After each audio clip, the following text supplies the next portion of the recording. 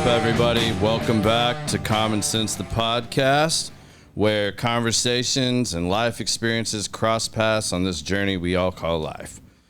This week, I'm looking forward to this conversation. Y'all are ready for one, because I don't know a dude that is much more passionate than this. Like, I feel like I'm sitting talking to Ray Lewis or something when we sit around and talk, because I can't imagine being on the other side of the ball from him, because he's just so intense all the time that I wouldn't want to have to go up against you, bro. But welcome to the show, man. Y'all please welcome Martez Wilson.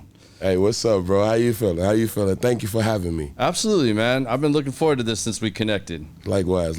Yeah. The conversations that we had right out the gate, I was like, man, I got to get you on the show, because I just know where this is going to go. I'm here now. Yeah, you're here now. We got some cigars lit up, and just so I don't forget, because everybody beats me up if I forget to tell them what we're smoking. And by the way, these cigars are bomb. Yeah. Like, it tastes good. It's so nice. Martez not a big cigar smoker, so we had to try to find something that fit his profile and what he likes. So what he's smoking is the Angelique, which for anybody that's not a heavy, regular cigar smoker, I think it's an excellent choice for him. It's got a little bit of a sweet taste to the wrapper on it, so it's not overwhelming. Females, it's a great one that they like as well, because, again, it's not overwhelming. It kind of can blend with everybody. And to add to that, so what I feel from it is a nice, very subtle, smooth hit. Yeah. Still tastes good. It's not too sweet. Yeah. I still taste the nice flavor of the integrity of the cigar. Yeah. Where it still give me that nice, strong aroma and that hit. Yeah. It's smooth. Yeah. I like it. So he's smoking that, and I'm smoking Olave Milano Series 5. You gotta trademark these out the me though, bro. Can't be saying female.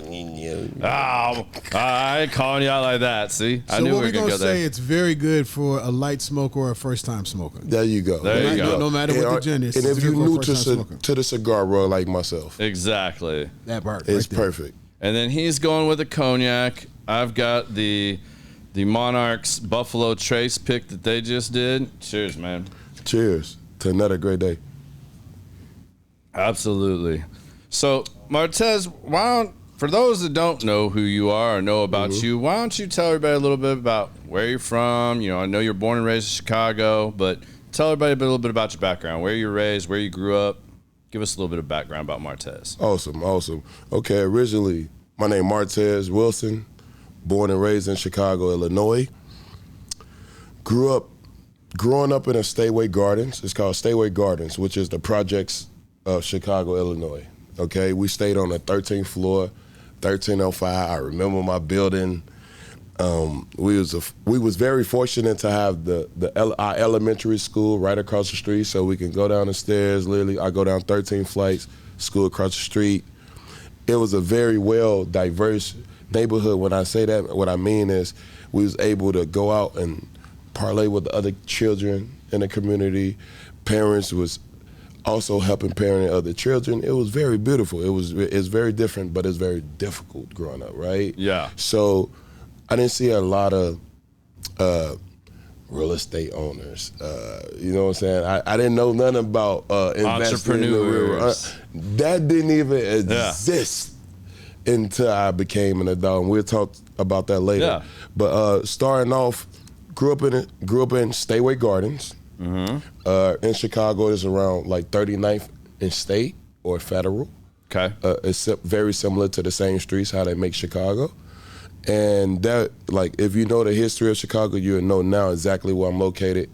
And from there, what happened was I always loved football. I always was that guy. And the funny, cool story is, so we living in the projects. My father, he bought me some brand new Levi's, brand new. I'm talking about just literally out the pack. He say, son, don't go downstairs and get no grass stains in them pants, because they know I love football, him and my mom, right? Yeah. And to this day, like literally, I go downstairs. Soon I go downstairs.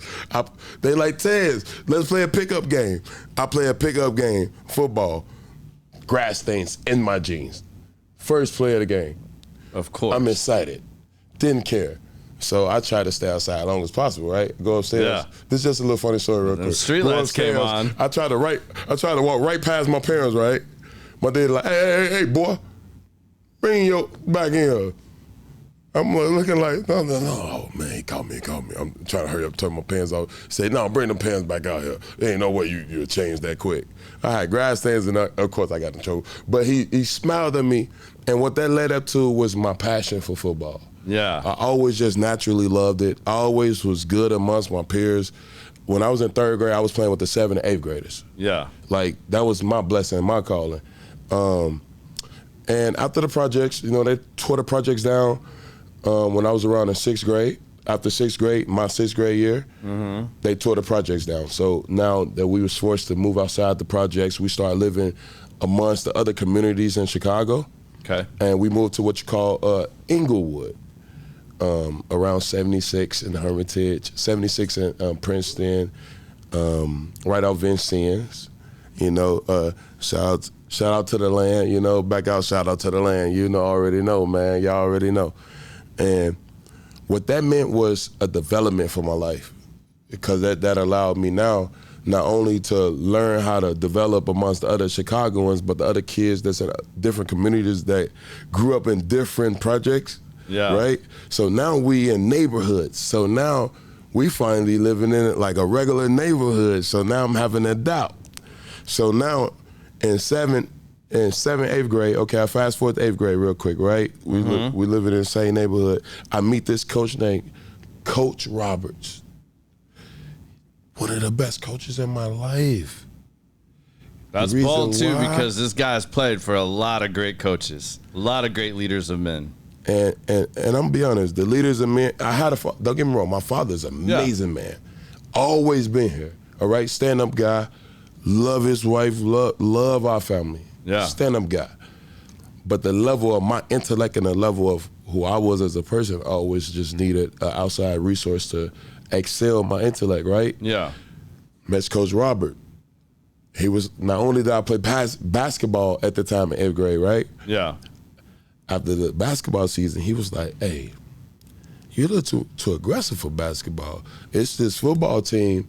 At the time, it was a park district team. So they was called the Panthers, but they practiced right outside of the high school that I attended the following year. Okay. And they was called the Panthers. He was like, hey, you should go attend.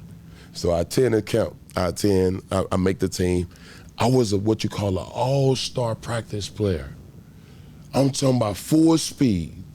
Every pass thrown. You're that guy that everybody's mad at because you have no turn it down. But look, watch this. In 8th grade, never played equipment football. First game, though, I was not the same player. Shakery, like nervous. I'm talking about hands up, barely catching the ball. I catch my first long pass, 60 yards, still get caught, right?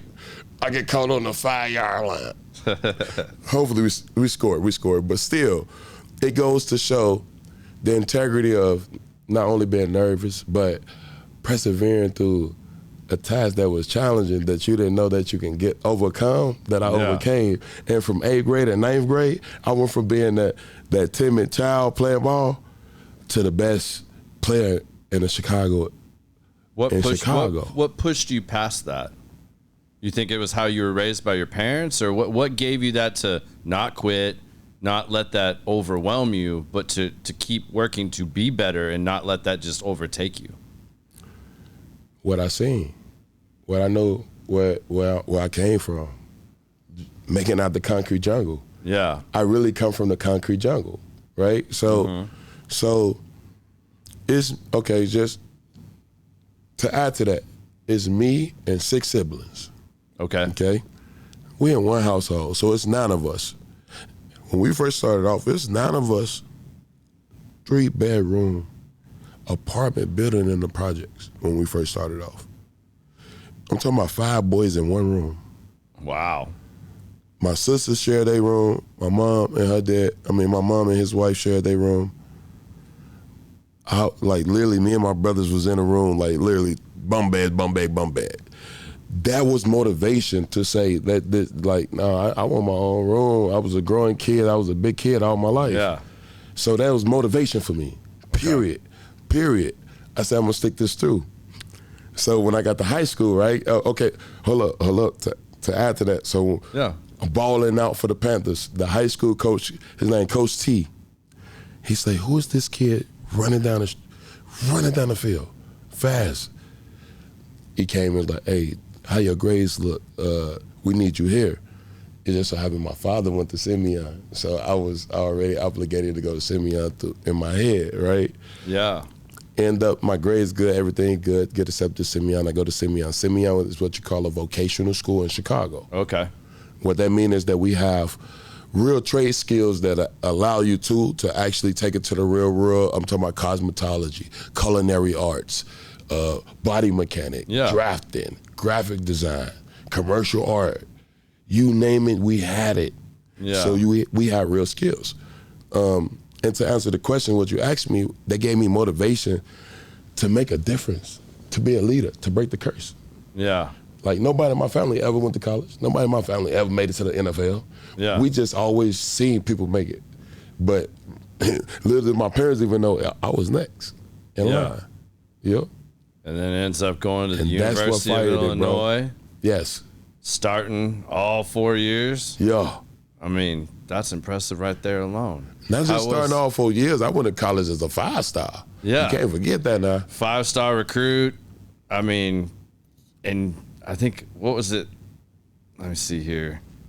4.49 40? Yeah. I mean, you ain't talking about they just didn't see some kid that was kind of running fast. I mean, a 4.4 90 for a man your size? I was 250 too. Yeah, and you were even bigger then. I mean, you're obviously a little That mean retired I'm now. running So through you. Yeah. Yeah. Hey, I got a funny story for you. All right. All right, look, let's go back to high school. All right. All right, look. So I'm in high school, right? So I'm a 5-star student now, right? Like, okay, so what made me a 5-star? Let's start there. A lot of people want to know, how you become a 5-star. Okay. So my junior year of high school, I started defensive end. We was running a 3-4 defense. We called it 5-2, 3-4 defense, very similar. Yep. I had 18 sacks my true junior year in high school. 18 sacks, 7 forced fumbles, 5 forced fumbles. 18 sacks, 7 forced fumbles, 5 fumble recoveries, 2 interceptions. All my true junior year. As a defensive end. As a defensive end, 99 tackles for the year, right? It's like Michael Parsons before there was Michael Parsons. Stupid. Like, Von Miller was actually in my year. Like, anyway, that's a funny story too. Found out I was number one in our whole high school class for a very long time. And after that season, I go against Ramon Johnson. He was about to be he committed to Tennessee, University of Tennessee. At the time, they had a quarterback named Demetrius Johnson, Demetrius Jones. We call him Double D. He had a scholarship to Notre Dame. So now I'm going against a Notre Dame quarterback and a Tennessee commit offensive tackle. Yeah. 2 All-Americans. Yeah. At this time, I'm not an All-American. Yeah. It's the 3rd game of the season. I have 3 sacks against them. Flying past them. Who is this kid? Into the game with 12 tackles, 3 sacks. Man. After this, the whole world knew who I was, right? Literally, my life turned upside down, literally in a heartbeat. At the end of that game, I met this guy by the name of Edgy Tim. Edgy Tim, like, do you have a highlight tape? I'm like, no, what's that highlight tape? I don't know what that is. You know, just let you know, like, we don't know nothing, man. Like, you know what I'm saying? I didn't even know what a highlight tape was at the time. So, right? So Edgy Tim say, I need you to make a highlight tape. Remember I told you, I'm on vacation in high school, right? Yeah. My major was commercial design. I was videoing and editing anything that we was doing. Okay. As far as I was doing class assignments first, then I told my my teacher, I say, Mr. Mouse, his name was Mr. Mouse. I say, listen, this will help me get a college scholarship. Please help me make my highlight tape. He allowed me to, he said, as long as you do all your work first, I'll allow you to do that next. End up making my highlight tape, got it to Edgy Tim. Literally the minute I got it to Edgy Tim, I sent it to them in DVD form. Like I was recording it from VHS, sent it to the computer, sent it to DVD, made everything myself. Literally, when I handed it to them, overnight, literally, like within a week, I'm getting phone calls, college schools coming to come to my high school now. I was the first kid on the south side of Chicago that had UFC come to my high school. Walking through walking through the hallways of a Simeon high school. I was the first kid that did that. I put on for all the kids in my high school that's now been recruited for the NFL, for college, that's getting D1 scholarships. I'm proud to say I was, you know what I'm saying, Number the one. head of that First. whole circle. Yeah. One of the most highly recruited players to ever lead Illinois high school football. And that's what started my career. See, and I got a legacy. How'd you choose to stay in Illinois? Because obviously that wasn't the only offer you got. Was it just this hometown loyalty and love, or what made you stay and choose the University of Illinois? Ron Zook and Reggie Mitchell. Okay. Ron Zook came to our house.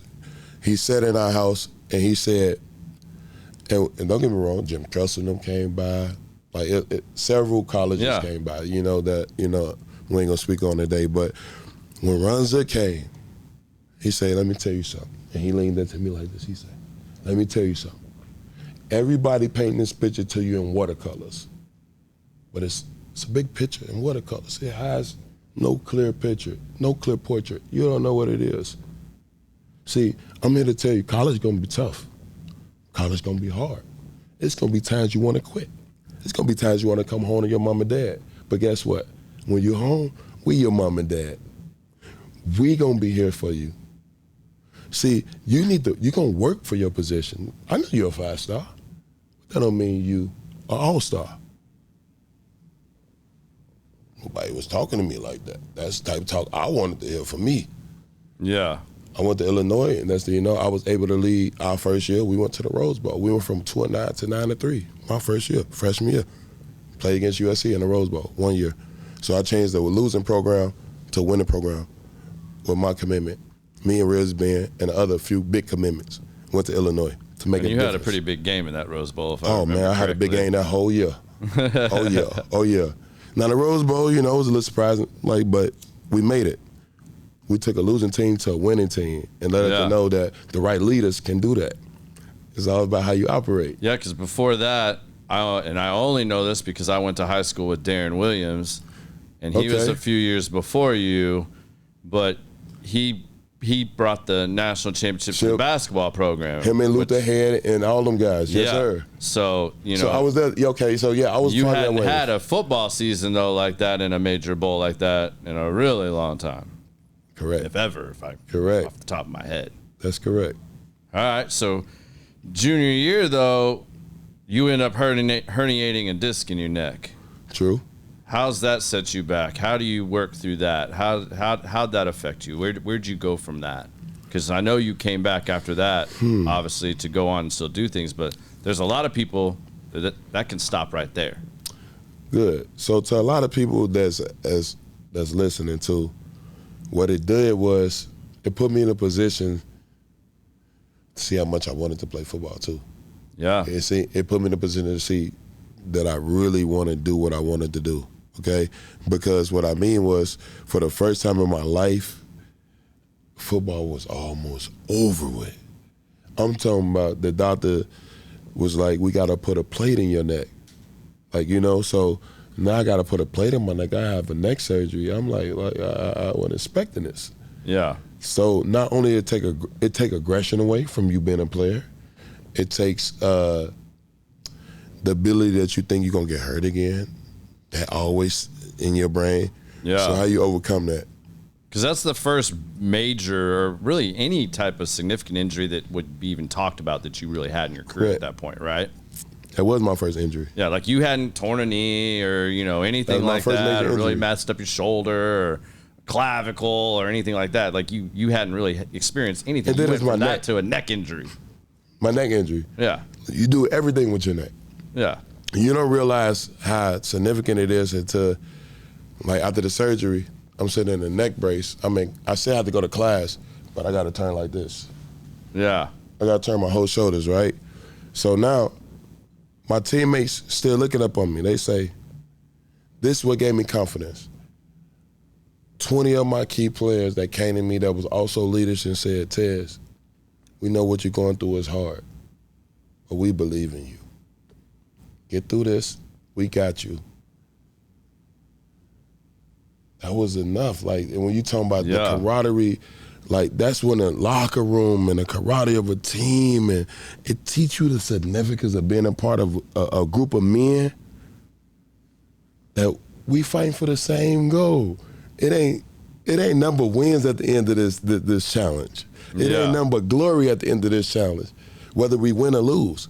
But we go through the fight together. It's no different than war. It's no different than our army, right? Yeah. So that's what we went through. I had brethren that came to me, that helped me, and solidified that my leadership was not only solidified, but what I have done and I have proven is still here. So when I come back, I need, hey, not only your spot here, but of course I'm out to work for, but we respect that spot because it was won. It's yours. It was won. It was won correctly. Yeah. Yes, sir. I earned it.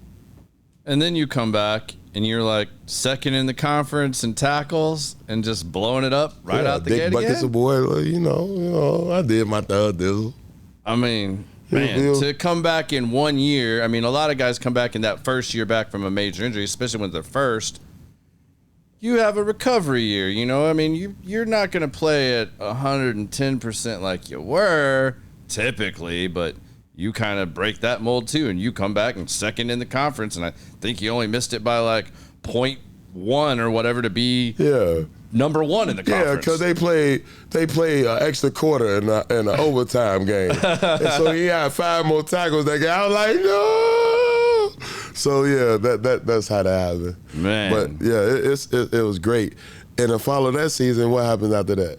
Get to the NFL, man. Drafted 3rd round, 2011 draft. I mean, blessings, man. That's, and you know, you real blessing because the draft pick you were drafted with was traded. You could have been a Redskin. Instead, you get to go to the Saints. I mean, that's a pretty. I mean, in that 2011, that defense was pretty damn solid of what you're walking into. I thought I was gonna go to about 10 to 12 different teams before that draft. Mm-hmm. I tried out for the Baltimore Ravens when Ray Lewis was still playing. I thought I wanted to go there so bad. I'm like, they about to draft me. I know I'm about to go here. Yeah. Like they literally gave me a one-on-one workout. They flew me out to see the facility. I'm like, I'm about to be a Raven. Like in my head as a linebacker, as a middle linebacker too. What other better to be with Ray coach Lewis as a player and a leader and a mentor than Ray Lewis? I was like, what? I get to be with the what? Like, you know what I'm saying? So that didn't happen. But like anyway, it felt good because I was still a Buckers Award member, and it allowed me to be recognized that I was still the number one inside linebacker drafted in my draft class. That's amazing, man. That's awesome. And then you go right to the Saints, and you end up in an NFC Championship game, and you blow that up too. Against the 49ers. Yeah. I mean, you had some like would you have like 1.5 sacks in a championship game and just come out. And a forced fumble. Don't forget my forced fumble. Yeah. Hey, that forced fumble means something now. Yeah. Drew Brees got the ball back. Because it almost gave you guys the win. Yeah. Yeah. Yeah. Because you guys lost that game, I think, by 3 points. Yeah, they called. Oh, my God, they did that look. Yeah, they did that look. That run past Alex Smith, he rolled out to his left. Like, oh, my God, we blitzed our left. I would never forget that play. It was a rollout, a quarterback rollout. Crazy. Wow. And, I mean, went on to have a very successful, good career. I mean, you played for the Saints, the Cowboys, the Raiders. Mm-hmm. All defensive juggernauts. What are some of the lessons maybe that you take that maybe you learned on the field, but that you apply to your life still off the field? Because like I said earlier, you were around a lot of great leaders of men, from the time being raised by your father to these coaches you've already talked about. Now you're in the NFL, and you got defensive coordinators and head coaches and, you know, other people around you that are also other phenomenal leaders of men. What are some of the lessons that you still carry today, or that you can use today, that you remember fondly from these different great leaders? That's a good question. I like this question. One, the number one person who can get the job done is yourself. Two, when you have a teammate and you agree to be a part of a team that has it's called one beat in our world. One beat, one accord, one footstep, one movement. What that means is that it's same like the Army, left, right, left, right, left, right. When you hear that, you hear one beat. It's called a heartbeat. What that means is that when you move left, you know I have your right. Because I got to move left, but when you move left, your right is vulnerable. That means I got your right when you move left. So one of the biggest lessons is no matter what, you always your brother's keeper. Discipline. Get the job done, no matter what it takes. And what that means is if it mean at 7, but we lost the last 3 games, we need to be at the mean at 6 collectively as a team. Now, this distinguishes the leaders amongst the team. Are you going to get your group of linebackers and say, we missed 10 tackles last week. We need to come practice some tackles. On the field, how that translate on the field. Everything I do, like even such as an interview like this, right? I would go back and look at it and be like, could I have chosen better words to speak on a specific subject, right? So what football taught me is constructive criticism in a correct way, correct form, to allow myself to grow. Right. And show others that it works, right? So it allows you to always have room and error to grow. And like, no matter what's going on, every situation is we'll execute the play. Once the play is done, did we do it well or did we do it bad? More importantly, how did the opposite team gets extra yards, right? So in real life, how did I allow myself to do this? So it's like breaking down everything and keeping all the principles what football taught you: leadership, teamwork, effort, how to be a team player, how to lead up, how to take constructive criticism. More importantly, how do you recognize a problem and solve it? Yeah. That's the biggest lesson I learned. I'm a problem solver. You got a problem, I hit a problem. What's the solution? We solutionists on defense. We are the guys you're seeing in to go attack. And I love this too, because this is like, we talk about this a lot. Like, don't just talk about it. You got to be about it. You got to take action. We can talk about what the problem is. We can talk about what the solution is, but you can't be that person that just sits there and doesn't do anything with it either. You got to move. You're part of the problem then. Yeah, exactly. If we losing and you just gonna be like, we losing, don't you think I know that? Yeah. What's the solution to make us not lose? Or do you have any? If not, just go cheer.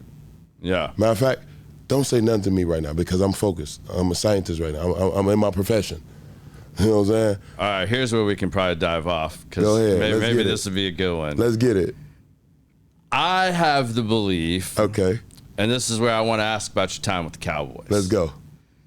And I'm a diehard Cowboy fan, season ticket holder. I love the Cowboys. Grew up watching the Cowboys and the Chiefs. America's team, baby. Yeah. So my problem is, I think Jerry Jones is the greatest damn salesman probably to ever walk this earth. Mm-hmm. He sells that star better than anybody. I agree. The number one thing I think from the players I've been around, the people I've talked to, and just me as a fan watching, I'm a big fan of Mike Tomlin, which is funny to say as a Cowboys fan that I'm a fan of a Steelers coach. But Mike Tomlin uses a saying all the time. You hear him say, God, now I'm losing my train of thought. But Mike Tomlin will come in and say, you know, we didn't execute. He doesn't make excuses. He just kind of comes in and he'll say, kind of like, it is what it is. You know, like that's how it is. With the Cowboys, a lot of times it doesn't seem like everybody in that facility believes that they're the best when they cross that line.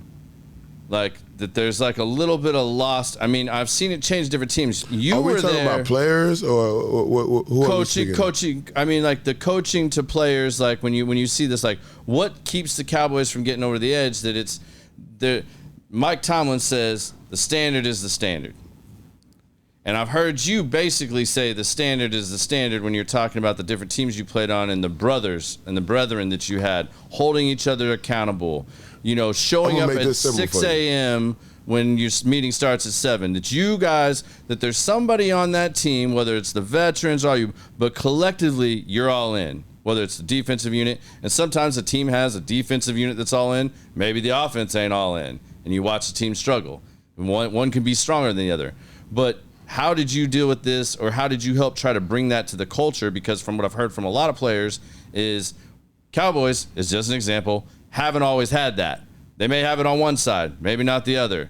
But you've came from teams that always seem to have had that, where they had that mentality. Did you feel when you were with the Cowboys that they had that, maybe on your defensive unit or as a whole? Or is that something you tried to help bring to do that? Because I personally think that's a weakness, that I don't think they always have that full buy-in, that like everybody's trying to go that extra mile, holding each other accountable to that standard. That's kind of like, oh, well, you know, kind of like when you watched Amari Cooper.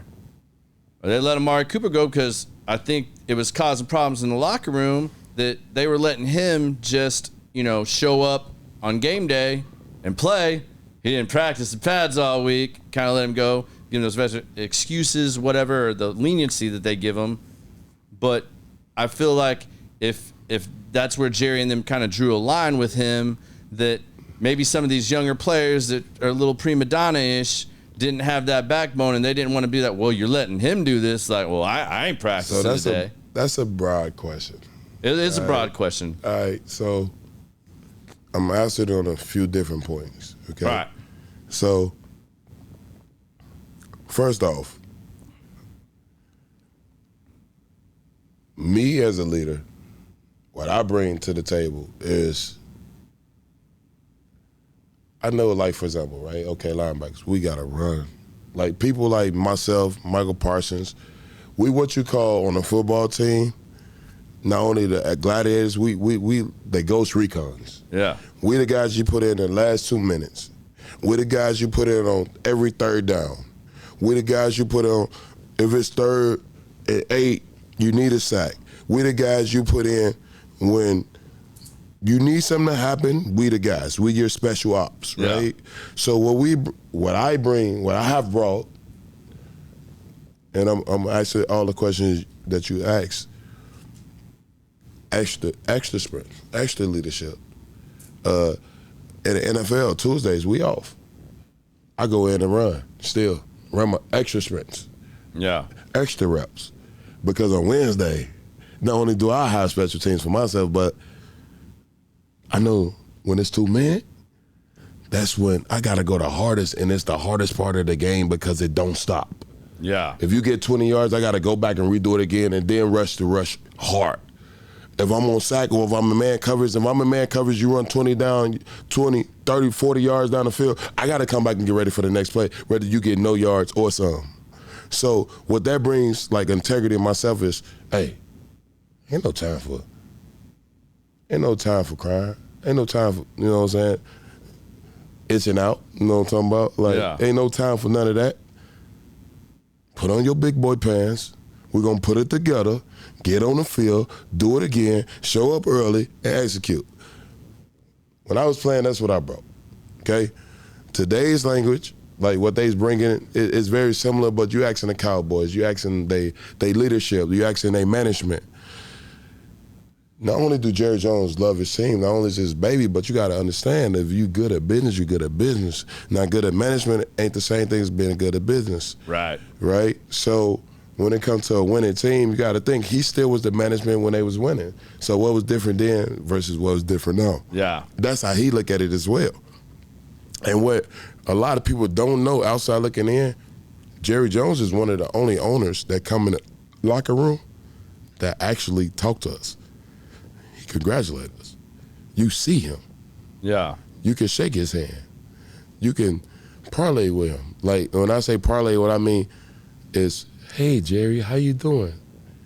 Hey, Mrs. Jones, how y'all doing? Yeah. It's not I never seen a person that owned this team. I never seen him. He's a part of the team. He love his team. He love what he do.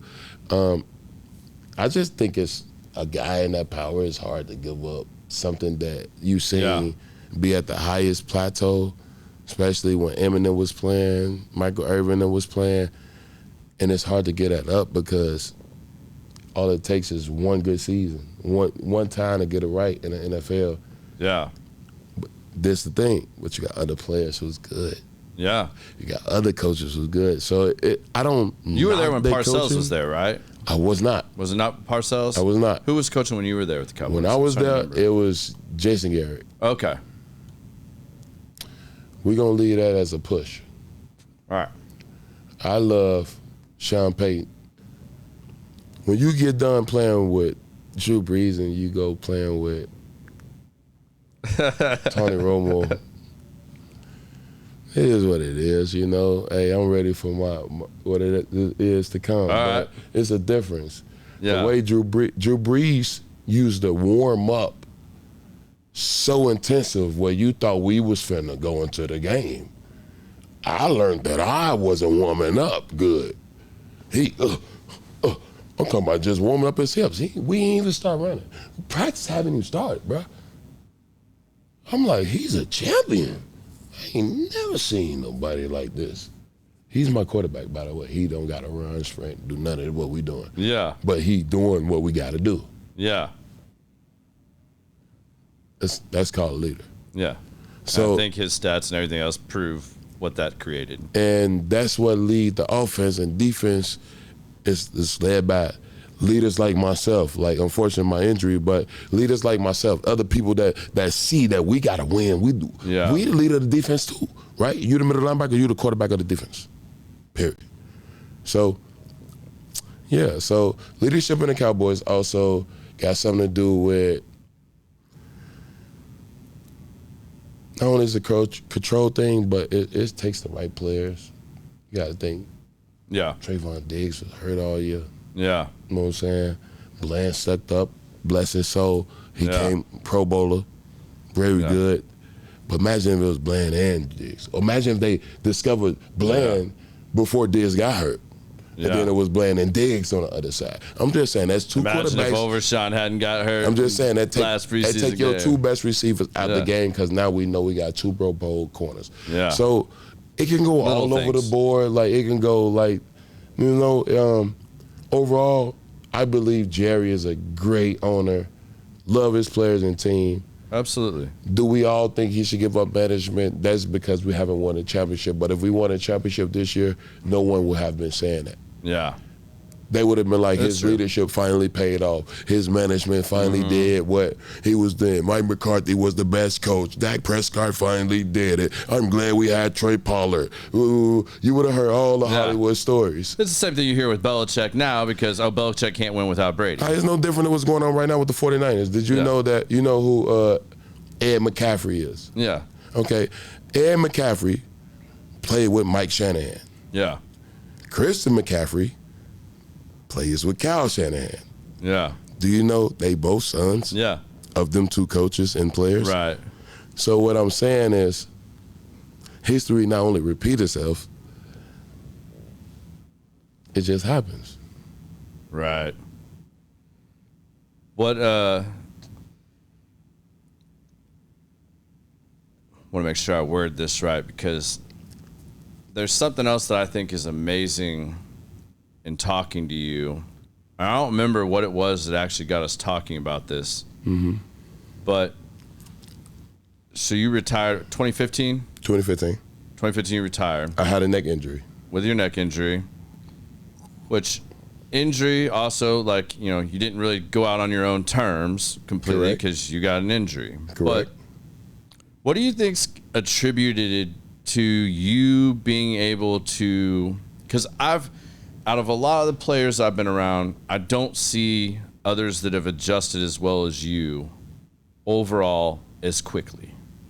You know, you got mental health stuff, you got all this stuff, but like when the thing that you loved and that you spent your whole life working for gets taken away, some people's identity stays with that, and they're not able to move on. And they can't even watch a football game, really.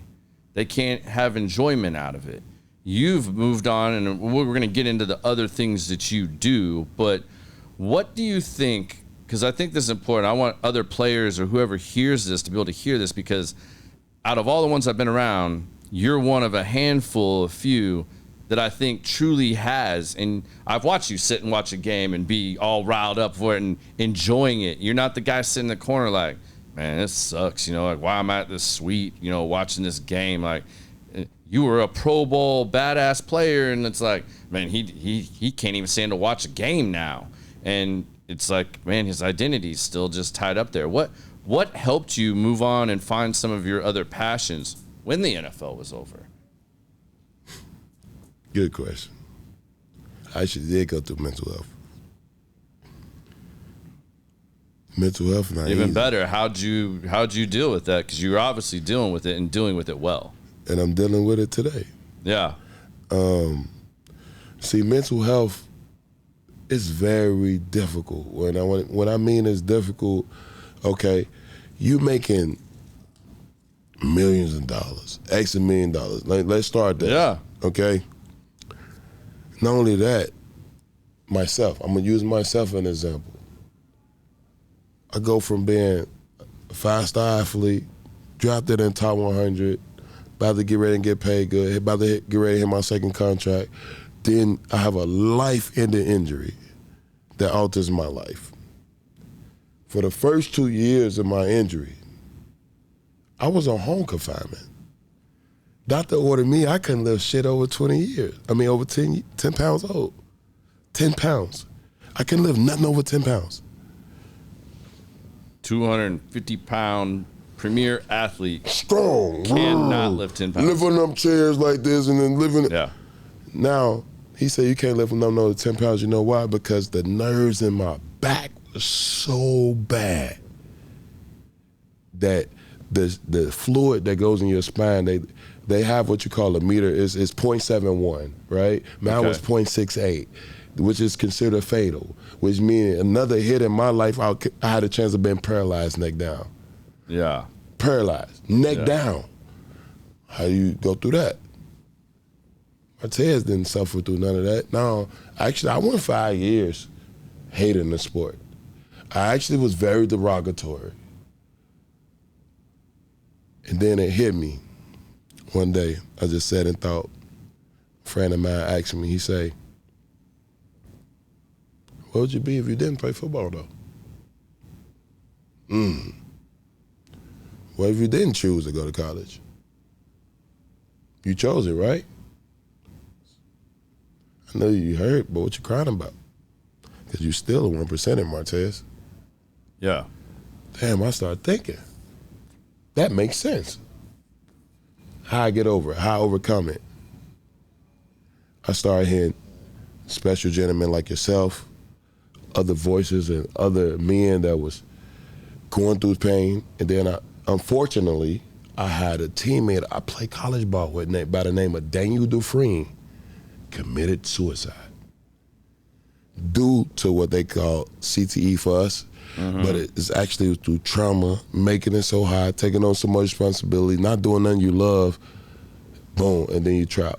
And a lot of people like to ask me the comparison, and I like to ask this comparison back. Imagine a doctor. It takes almost 10 or 12 years to be a doctor.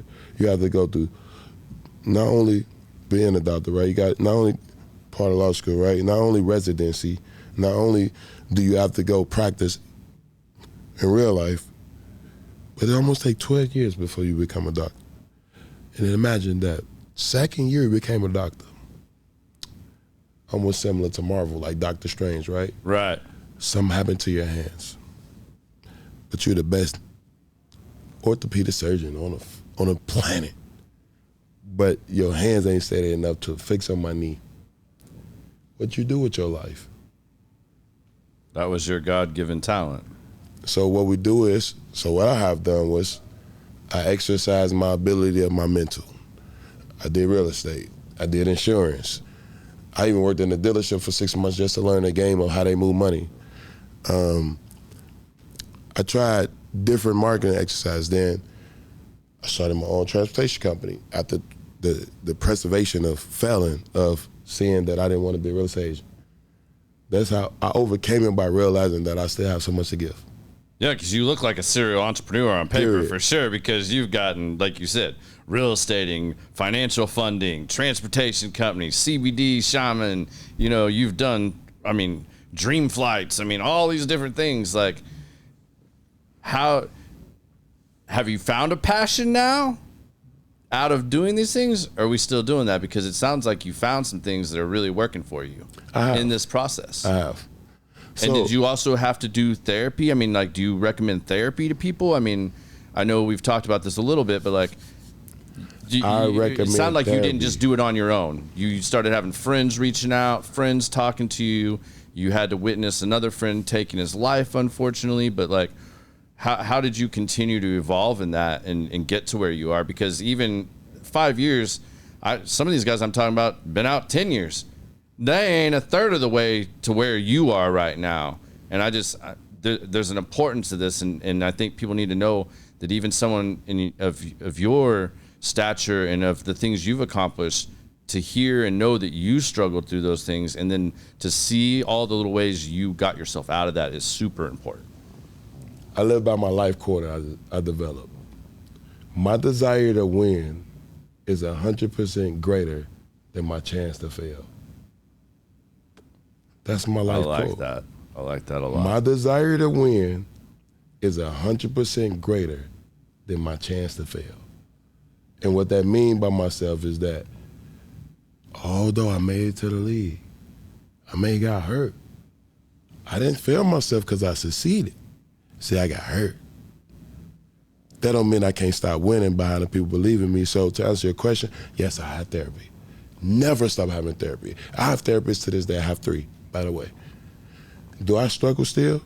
Yes, there's times where I get into myself, may not go out a week. And I ain't talking about, when I say not go out, I mean literally staying at home. Yeah. Phone may be ringing, but don't want to talk to nobody. Sometimes I didn't know why this was happening. I'm a football player. I'm just being around my people. I'm just smiling. Hey, how you doing? Hey, taking pictures. You know what I'm saying? And all of a sudden, sometimes you be like, why am I feeling like that? Where these thoughts coming from, man? That thing CTE, or that thing of, I think it's bigger than CTE. I think it's something in our head that takes us away from our inner circle of people that we need to keep pumping us up, to believe in who you was before you made it. Sometimes we tend to cut them people off, especially when people get successful, get money. But when you first made it, it was them small people that, and I ain't gonna, let me rephrase that. It was the intermediate people and the core people that, when like right now we talking, and you like, Tez, do you know you run the fastest, or whatever, you can go. It's like the little stats that keep you motivated.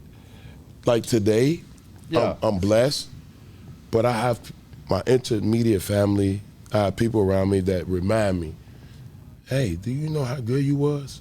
Yeah. Do you know that you really did this?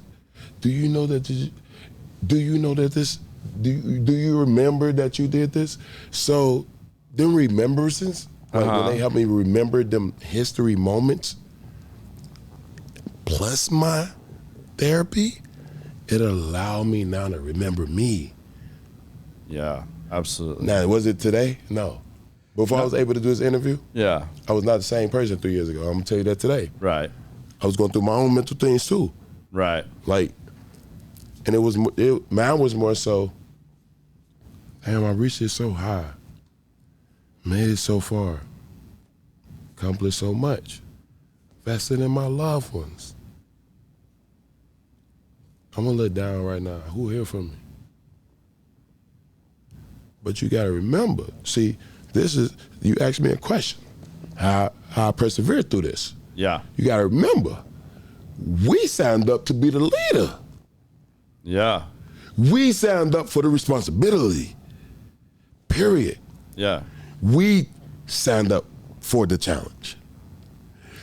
We decided that it was us amongst our group, for our family, amongst my tribe, amongst my people that relate to the outside tribe, amongst my intermediates, that's gonna go out and make a difference. See, I have to remember that. Did you have to change your circle?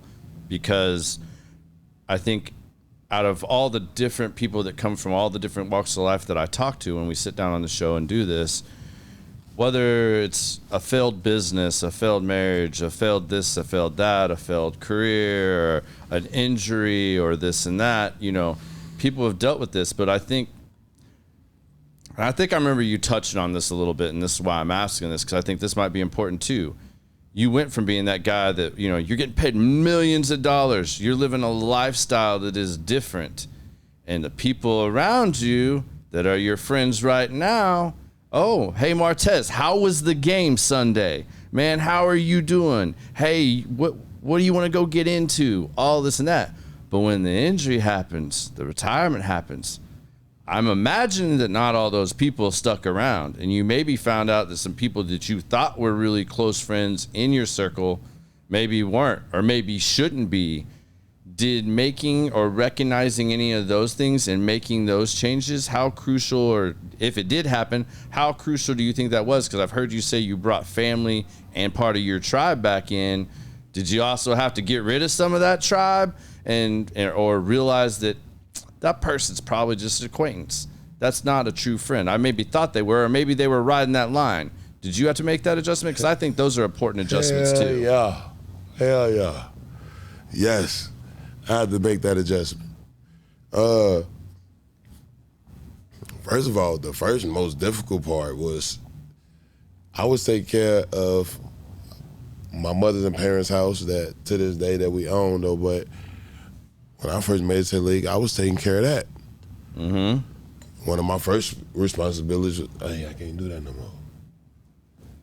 How do you even tell your mom and dad or anybody else that you got to cut them off? So if I was able to cut off my mom and dad from something that was internal, everybody else, yes, it was difficult. Was it difficult? I'm talking about, it's times I'm talking probably 2 weeks before I even came to you. You hear me? Yeah. Like, before we even discussed, hey, I'm sorry. I didn't even have the words. The thought were there, but the words weren't there. So yes, I had to, it's not that I wanted to cut the people off. Actually, you're not taught how to deal with the money and the people around you to bring them up correctly, to recognize everyone's talent. I can't speak for everybody. I wasn't able to recognize, and I can say a lot of athletes may concur or agree, may disagree. When able to recognize the significance of the power of the implemented responsibility that we given. No different than a millionaire boss, multi-millionaire boss, no different than a billionaire. No different than you assign me to be ambassador of this nonprofit or the CEO of your company, right? I have to know how to manage the employees, keep them, retain them. Retain our customers. Mm-hmm. Show the profit, show this. How do you do that? It's the same way. So, yes, I had to cut certain people off, but I realized that really we was cut off because we was been taught incorrectly. See this, you want to know what nobody talk about? I'm gonna let y'all hear icebreaker. We are taught bad things in the league. The first thing we taught is that your family will be the first ones to ask for your funds. Your family will be the first ones with their hands out. Remember, before I got to the league, what I said, I made to the league to help who? My family. Yeah. Shouldn't they be the first ones with their hand out? I mean, I'm quite sure you take care. This is not coming to you, but speaking to the masses, that's who I'm speaking to. Yeah. I'm quite sure your family's taken care of. I'm quite sure your wife and your grandchildren and your loved ones is okay.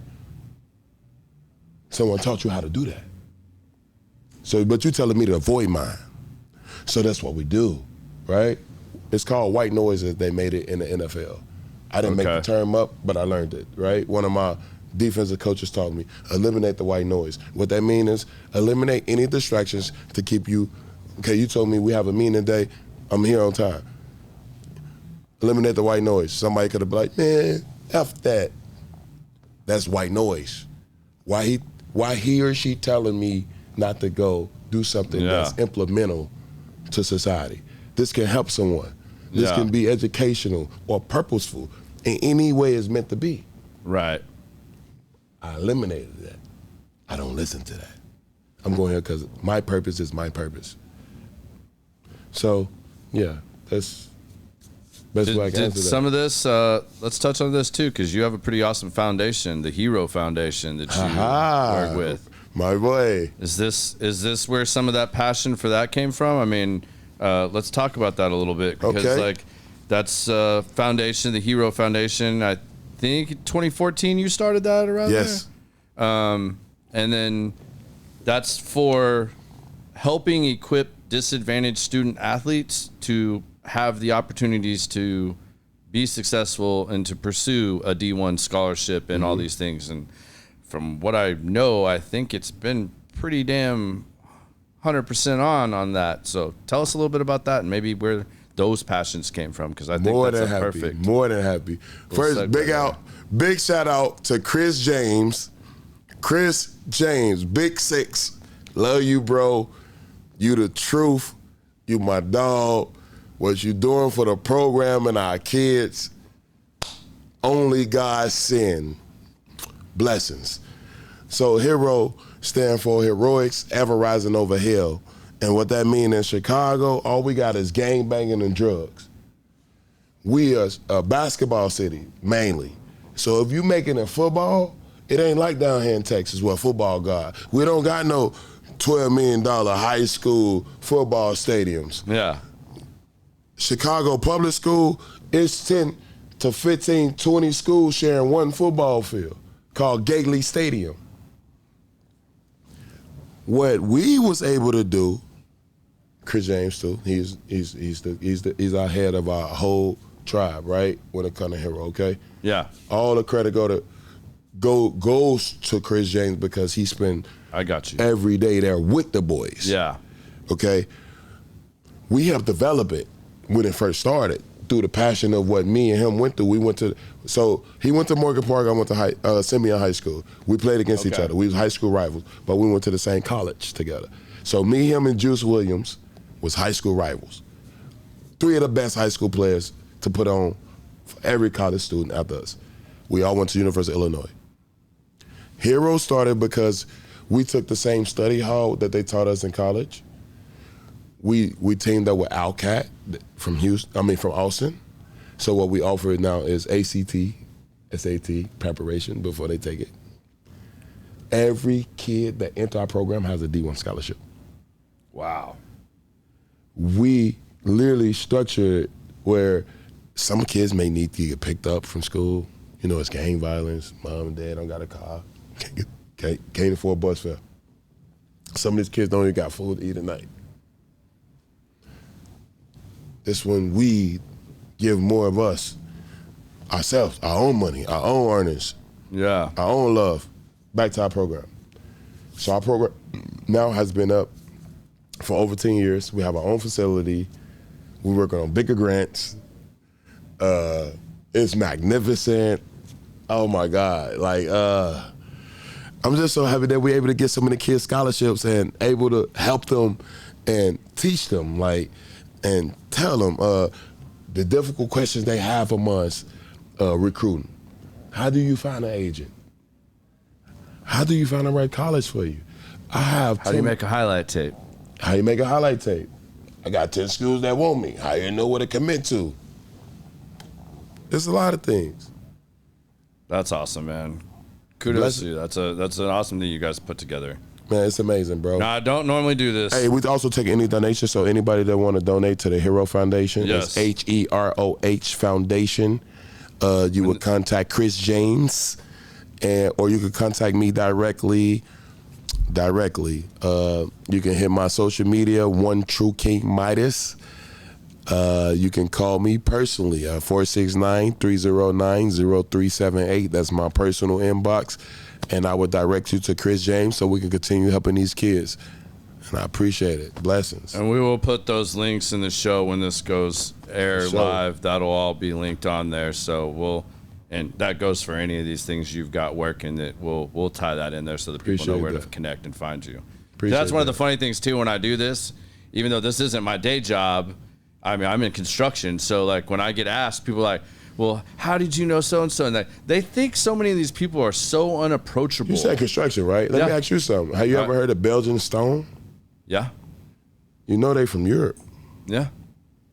When we trying to get something down here, what's up? All right. I got the right contact for you. I got the right contact for you now. All right. I'm talking about beautiful, like make the house look real elegant inside out.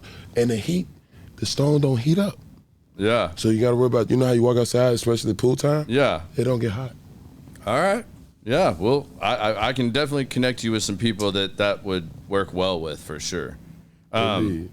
I don't normally do this. I'm gonna straight. I mean, y'all see me. I don't normally keep my notes all like this, but there's just so many things that I wanted to dive in with you, and I don't normally just straight read this. But this question, this came from a conversation that we had, and I missed the first part of it, but you were so passionate about it. I want to make sure I word this correctly to kind of set the stage for this, because I know what kind of gems you're going to give us, and I know how passionate you are about this. So I know how much economic equality is very important, and it's kind of a background in some of these things you do, from where you grew up to what you try to do. So we all know of the atrocities of both the past and the present regarding the black community. And what does that look like to you to navigate through those social barriers and social dilemmas to still have success? And what do you think other communities, the white community, other communities, what do you think that they can do to maybe help more to move past that? Because I think a lot of the things that you do or that you're a part of work towards doing that. It's honestly as simple as this. We all live in one nation. Go to another country, especially countries doing good. We all the same, yo. Absolutely. You know what I'm saying? Just because of the black, how our skin is made don't differentiate how you think or how I think or how I should treat my loved ones or wife or either other. You probably went through a similar situation that I went through. Right. Just don't have nothing to do with white, black, red, white, black, orange, red, orange, all that shit. Whatever. It got something to do with the significance of we both messed up, or I just want to learn how to overcome this, right? Yeah. So to answer that question, I'm gonna just continue being the leader I am. I got a big, strong ambition in my heart and my soul, what God led me to, and I just want us to get together to know that we need to take the liquor stores out of our neighborhoods. We need to put more hospitals where we at, more clinics. When we do that, hatred would erase, because we focus on health. See, people angry because nobody healthy. That's the solution. It's health. It ain't got shit to do with nothing else. It's health. It's health. People are not healthy. If you're not healthy, you're not happy. When you're not happy, all other possibilities of excuses and explanations occur.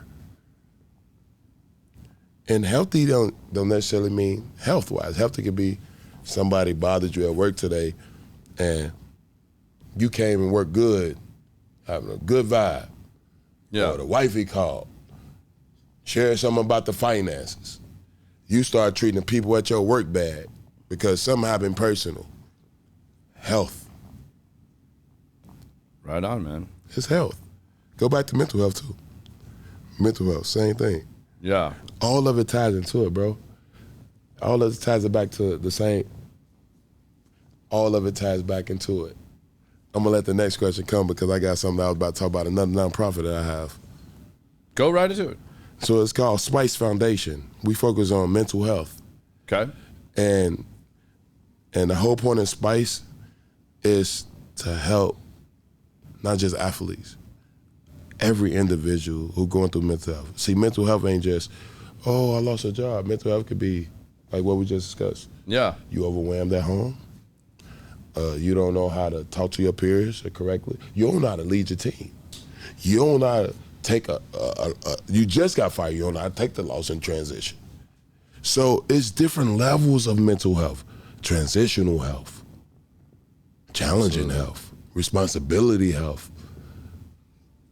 and disappointing health, hurt, pain, anger, injury, finances. Got more money, got less money. That's mental health issues. So how do people get involved with Spice? How do they get involved? Good question. With that? So right now you contact us. You contact me directly, and I will send you right to our director, my sister, her twin, her name Keisha, and we'll send you right to the website. You can go to Spouse Foundation as well. We have a foundation, spicefoundation.org. You can go to the website. And we also developing a health standpoint to the Spice Foundation that I will be also in charge of, where we take in the point of fitness, and I'm tying into mental health, where we can talk to one another, but work out. It's just not going to be trying to get rah-rah big. It's more so being around people that help you feel I wanted to get comfortable Martez jacked. Hey, don't get me wrong. You trying to get this, now you got to pay for it, bro. Hey, as long as they trying to pay for it, bro, look. Hey, look. You can, Well, what now, else? Ain't free now. Look, I don't do nothing for free, bro. You hear me? Hey, anybody watching? Hey, look, you know what I'm talking about? Well, what else are you working on? Because we're about to wrap this up. I'm just going to have you back for another episode at some point, because Indeed. I know we're getting towards the time where we got to go enjoy some cigars with whoever's coming to join us today and sit back and enjoy that. Indeed. All right, things so are you to close it out, on behalf of us, what I got cooking right now, we have a business called Network to Connect, right? Okay. What we just started, and this business focus on, we basically like a resource, a big hub of resources that put the right people in the right seats. Whether you looking for funding, looking for credit building, looking for ways to business strategic partners, something we develop where you may have a business but not know how to continue the steps to help your business excel. Yeah. You hire us.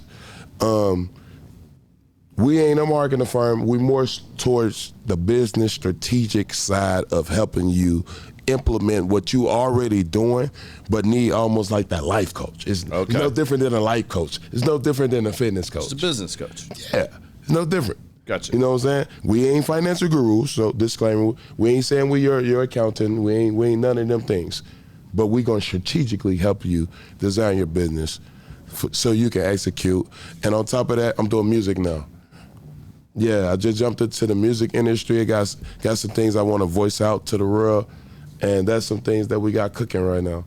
All right, I ain't letting you forget about this, and Khalid's going to get mad you don't talk about it, too. We got to talk about the 50 years of hip-hop thing, man. 50 years of fashion, baby! I'm looking forward to this. Like, I can't wait to go to this. I'm not done. So with Network to Connect, we also throw, like, events. We throw fashion shows, so people hire us, right? So if you wanted to have a big fashion show, a big event, no matter what the event is, you call us. My big bro, Khalid Sailor, also my business partner, he's a project manager by trade, right? Yeah. So he lead our crew to helping us control any project when it's time to execute, as far as the project management side of things, right? Yeah. From A to Z. I'm talking about taking the corporate world to teaching us how to do corporate worlds in our business. Like, I'm talking about structure it from A to Z. We're going to let him meet Khalid soon, too. We're going to have to get Khalid on man, look, let him rap. Definitely invite him to you, because look, he has so much intellect that he don't even know that the world need to learn from him, that we just haven't developed, especially as a leader in our community, that we all willing to learn a different side of how it works. Yeah. You know, that's the only way we're gonna excel, when we hear it and learn from it and able to dissect it and, you know, and create a formula what's already we got been some added, music you know? stuff coming as well, that we're adding a music podcast as well. Make sure I'm the Khalid and first I one were play. talking about that a little bit. On me. We're going to tie that in, because a lot of people don't know, and like, Kali helped put on some of the stuff with the troops and stuff. Talk about it. Like what putting else? it out there. We can't talk about all of it yet. It's coming. That's going to be a teaser, but it's coming because we're doing some of that stuff. We got to get some stuff trademarked, get that stuff done, and then it'll come out. I like that. Yeah. I like that. All right, man. So there's 2 things we ask everybody at the end of the show. What's that? And this is your chance to go on this. So if you got to leave your children with one piece of advice, what would that piece of advice be? Remember who you are and what I taught you. And especially to my son. And I tell him this. How was you born? He was born ready. What are you? You're a king. You're a leader. You're a boss. You're special. You loved. You're great. You're successful. And it goes on. Remember them affirmations of how great we are, because no one can take how great you are when you remember what you meant to do. Absolutely. That's the best thing I could leave. All right. Now this might get real wild. Now, show's called Common Sense, the podcast. Okay. So we talk about common sense, and hopefully people learn from the stories, the lessons, and are able to go from there and pick up something that they can apply in their life, right? Okay. So maybe there's something that's popped up that we didn't get to. Maybe there's something else you wanted to talk about or say, but now's a chance where you get to give us Martez's 2 cents. Might as well listen and follow anything that we're doing. I don't see why not. Might as well. Can't hurt. It can't hurt. Can't hurt. That's it. That's all. What we do win. You hear me, baby? Yeah. Well, man, I greatly appreciate sitting down with you. It's been a pleasure. Likewise. It's been great to become friends with you and to have you in the circle and someone that I can talk to and bounce things off of. I look forward to doing this again with you at some point. And, man, all the blessings to what you're doing and what you're working on. We'll link that all up in the show notes and everything for y'all. But until next time, y'all have a great time. We're out. Peace.